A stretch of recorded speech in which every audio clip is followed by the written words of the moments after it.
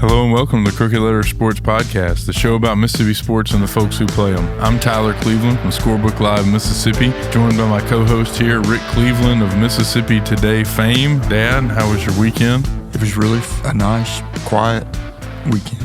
Yeah, finally some good weather. Yeah. Getting out there and then playing a little golf. I also had a good weekend filled with sports, and I say this at the top of a lot of shows, but I'm just telling you this week it is hitting on all cylinders. We have got college basketball, we've got college baseball, we've got the NFL news just swirling left and right. We had the Gillum and Howell trophies presentation. We're recording this on Tuesday morning, so it was last night. It was yesterday afternoon. It was a luncheon in Philadelphia at the casino. Right. And, let's talk about our winners. Obviously, Josh Hubbard from MSU on the men's side, who was named recently second team all-conference as a freshman and first team all-freshman, obviously. Really impressed with the season he had and very deserving, I thought. Yeah, if it wasn't for Reed Shepherd at Kentucky, he would have been freshman of the year in the SEC. And there will be a lot of people who tell you ought to have been anyway over Shepherd. But, that's neither here nor there. He had an incredible year. But here's what got me about that. I'm sitting there interviewing him after the awards ceremony, and my eyes, we're both standing there, and I'm taller than he is. Yeah. Josh's not that tall. I'm 5'10". Yeah. I know. And the kid's remarkable. And he's just as good a basketball player as he is. He seems like a better guy. Tyler, he had like 30 family members there. Yeah. And you can see how he became such a good citizen besides being a good basketball player, because it's an impressive family, and my hat's off to him. And another Mississippi State person, Jessica Carter, their 6'5" post player, won the Gillum Award. Yeah, I was going to ask you about that. I wanted to say before you move on from Josh that he, that was the question. Was you never questioned his shooting ability or his toughness. It was literally his physical size. Can he go bang inside? Can he drive to the bucket? Can he, go through contact, that kind of thing? And it was just, you never knew because it was MAIS to the SEC. But people don't realize is the MAIS, those, Prep JA, and that is the new JPS. Yeah. That is what it is. You know what I mean? He was playing against some really good players in high school, and you ask how it would translate to the college game. The answer is apparently very well. Yeah, he's so strong. I mean, you don't have to be tall to be strong. He's really strong. He can really jump. He's quick enough to get his shot off one-on-one against anybody. He's, down the road when he goes to the NBA, and he will, the question is whether he'll be able to guard, 6'4", 6'5" guys who are built like he is. Yeah, that's a tall ask. But that's a couple years away. Right, we don't have to worry about that right now. Yeah, Jessica Carter, the Mississippi State player that won the Gillum Trophy, she had a fantastic year. I know she posted a double-double on the season, I believe. Yeah, she's 6'5", and she's an experienced 6 foot. I mean, she's been there, she's done it, and just had a terrific season. Yeah, I think 14.5 points and 10 rebounds, and more impressively, maybe almost 2 blocks a game. Yeah. Pretty impressive. Very deserving, I thought. And I thought, everything went well yesterday. It's a good year for Mississippi State basketball. Yeah. They still, I talked to Coach after the game, and Chris Jans, and I said, how do you feel about the NCAA tournament? He said, well, I'll feel a lot better if we win Thursday. Right. Yeah, and for insurance purposes, it'd be nice. It'd be nice for them to win a game at the tournament. I think they're in, but they might be going to Dayton right now for the play-in. So really would behoove them to win a game. I think you should name your memoir, Talk to Coach After the Game. Be a good one. It'd be appropriate for you. Before we move on from college basketball, I did want to mention that I think Tolu Smith won All-Conference in the SEC. He was named first team All-Conference. So congrats to him. We mentioned Josh Hubbard was second team. Matt Murrell from Ole Miss also second team All-Conference. And Cam Matthews gets the nod on the All-Defensive team, which I thought was a good way to get him in there somewhere because he's freaking awesome when he's on. The one other thing I'd like to say about the Howell Gillum thing is it's just always so good to be with Bailey Howell and Peggy Gillum Granderson, the two namesakes of the award, two of the really classy people in the history of Mississippi basketball. I always love to use the stat. Bailey Howell, over 3 varsity seasons at Mississippi State, averaged 27 points and 17 rebounds a game before there was a 3-point line or a shot clock. And that may be one of the most amazing statistics of anybody I've ever known. Yes, sir. Yes, sir. Also, I know Tamika Reed, want to give her a shout out at Jackson State. I think the women finished 18-0 in the SWAC. Ran the table, yeah. Pretty strong. Yeah. They still probably have. Well, they don't probably. They got to win the SWAC tournament to go to the NCAA tournament. Right. But they were. I saw they were getting. They had got a vote in the AP poll, which is the first time JSU's women have ever gotten a vote, as far as I know. I in sports writing, and you remember this. One of the first things you learn is to never write that it's the first time that anything has happened, like ever, because you could, It's a pretty good guess in this case. Yeah, I would say so. And it's just a really cool story. They do need to win that thing. But, Tamika is one of those. I mean, I covered her when she was at Southern Miss playing for Joy Lee McNillis. And she was a good player then. She's a great coach now, apparently. So congratulations to them. Dad, we had a bunch of, before we get to all the college baseball news, I wanted to take a little side trek into the NFL because there's some interesting stories coming out. And then there's a lot of off-season hot stove stuff. Yeah. So why don't you tell us about you wrote this week about the Mississippi's 2 great defensive tackles, one of which, Fletcher Cox, announced he's retiring. So why don't you tell us what you wrote about? Well, I wrote about, in a 24-hour news span, Fletcher Cox from Yazoo City in Mississippi State, really one of the best football players we've ever had come through Mississippi, announced his retirement after 12 seasons in the NFL. And that leaves his buddy Chris Jones, who is from Houston, Mississippi, and plays for the world champion Kansas City Chiefs. He was in the news because he signed the richest contract in history for a defensive lineman. Worth every penny. Yeah, he just wins games. I mean, he just takes away the other team's offense every time he's out there. If you don't double team him, he makes plays. If you do double team him, you free up one of his teammates to make plays. And he is now the highest paid defensive lineman in NFL history. Both those guys are incredible, and I think you could make a case that, how they used to call Florida State wide receiver U, mm-hmm. and Penn State was running back U, and you go through it but Mississippi State really is defensive lineman U. They have turned out some good ones. Yeah. How much do you think Lawrence Taylor would have gone for these days in free agency? I think he might have been the guy that hit the $50 million mark for 1 year. I'm just interested to see. I mean, I know it's all relative because I think Chris Jones he certainly ranks among the best defensive linemen that we have ever seen. Fletcher Cox as well. But I mean, it's interesting to look at guys from these past eras and think what they would have made on the market now with the cap the way it is. You and I have talked about this, and we've both been around. Well, we've watched them on TV a million times, but we've been around them in person. Chris Jones and Fletcher Cox, they are the biggest human beings I can't stress this to you enough. These NFL players are bigger than you can possibly imagine. And, you see some at the college level, but these guys, you walk into an NFL locker room after a game to conduct interviews, and the first time you go in there, you are dumbstruck because there are massive humans walking around. It's like a crash of rhinos. But the thing about Chris and Fletcher is they make those other giants look little.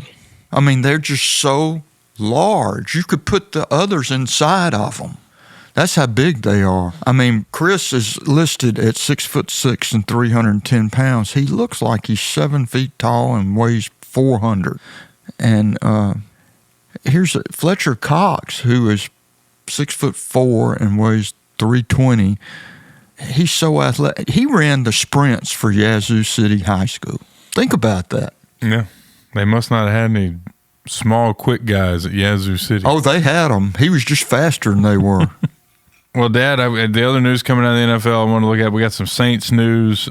I saw a funny story out of Kansas City about the other story out of Kansas City this week was about the fans. Well, that's the one I wanted to lead this podcast with. The Kansas City Chiefs fans, they had a story in the New York Times over the weekend that several of the fans who sat through that playoff game when it was 35 below have had fingers and toes amputated. They had frostbite, lost fingers and toes sitting outside watching a football game. Well, and we say, the SEC says it just means more. Well, that's past passion. That's moving into mental illness territory. I'm gonna go ahead and tell you, I wouldn't sit outside for anything I mean, there's no way you couldn't pay me enough money to sit outside in negative 35 for that long. I have a personal story about that. Back when Brett was playing at Green Bay and had won 2 or 3 MVPs, I went up there to write a column at a December game, and my idea was to sit outside at Green Bay for a game and write about the experience because, every time they play in December, they show the fans and they show how they're huddled up in snowball fights or whatever. And all that. So I thought it would be neat to try to do it. I lasted 3 minutes into the first quarter. And then I got my press pass out and headed for the warmth. Well, you can't take your jacket from here or your coat from here and wear there. You have to buy one there.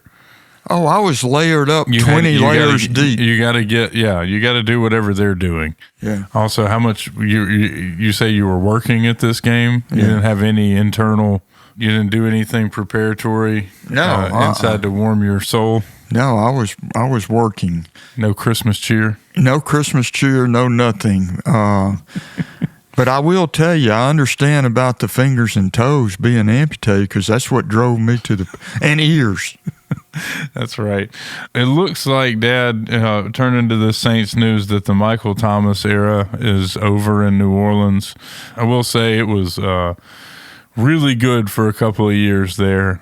We'll always have those couple of seasons. But, I mean, if you feel like I feel at this point, it was probably time for this to happen. Yeah, he's been whatever he makes counts against the salary cap has been a complete wasted money for the last 3 or 4 years. Yeah. You remember back in the day, particularly the year that the Rams cheated the Saints out of the Super Bowl. I don't blame the Rams. Yeah, well, the referees cheated the Saints out of the Super Bowl. And every time Michael Thomas would catch a ball, we'd say, he catches the ball. You throw it to him. This man catches it. It was good. It had a good thing going for a long time, but then he, for whatever, it wasn't like he stopped catching the ball. He stopped getting open.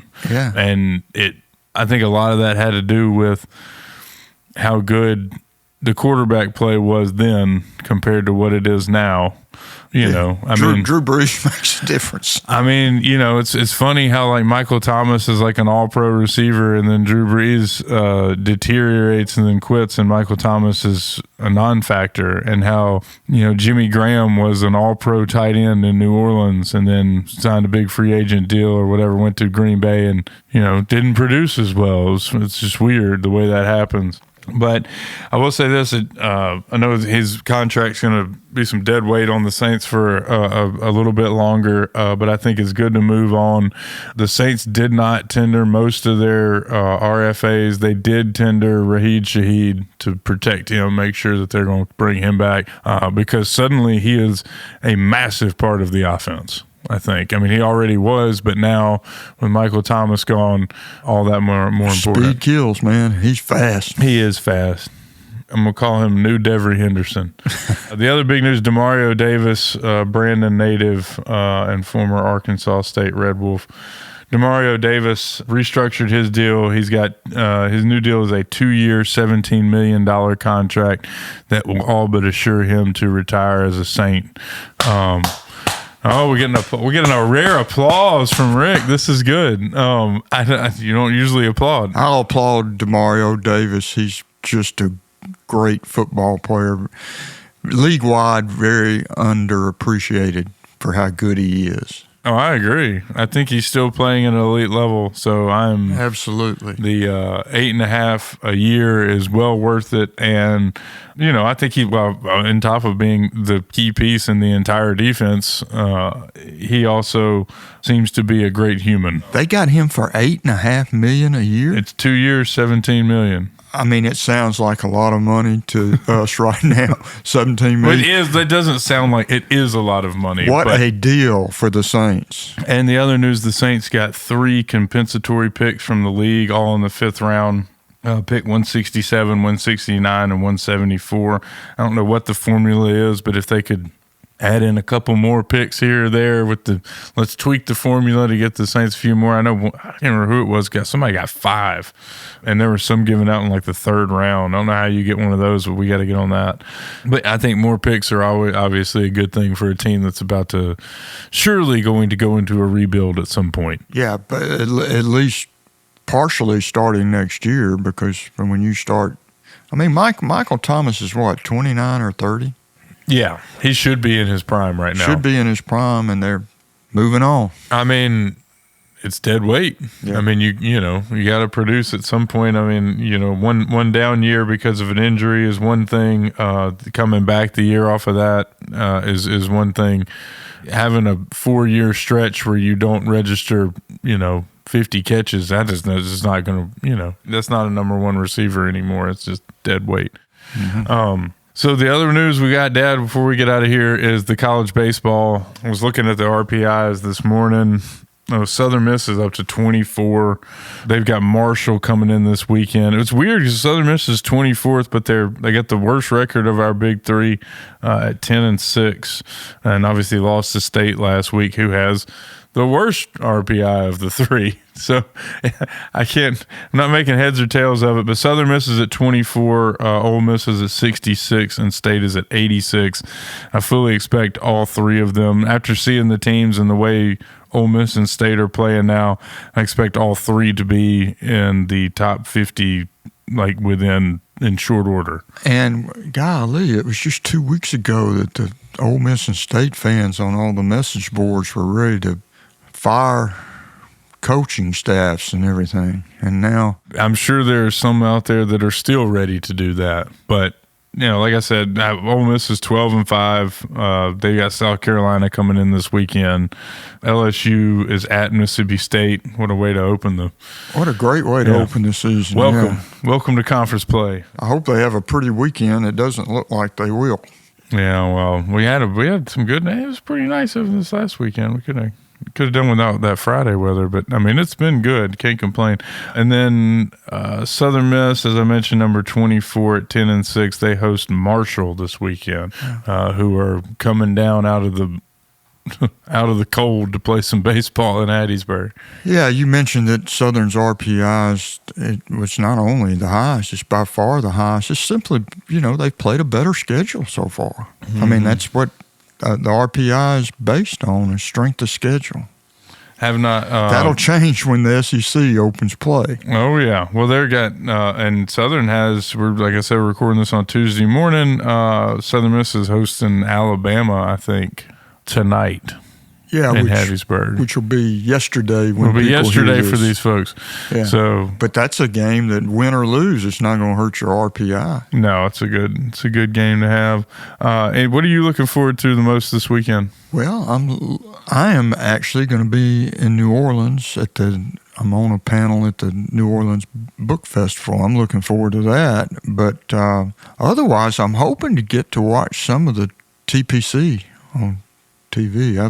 I love watching the best players in the world play a golf course like that. So, it's a lot of fun. Yeah, watch them look like humans, look like mortals. Number 17 is what, 137 yards or something like that, and it makes some of the greatest golfers in the world need to change their britches. Yeah. Well, every golf shot I hit makes me look like I need to change my britches. It's a problem.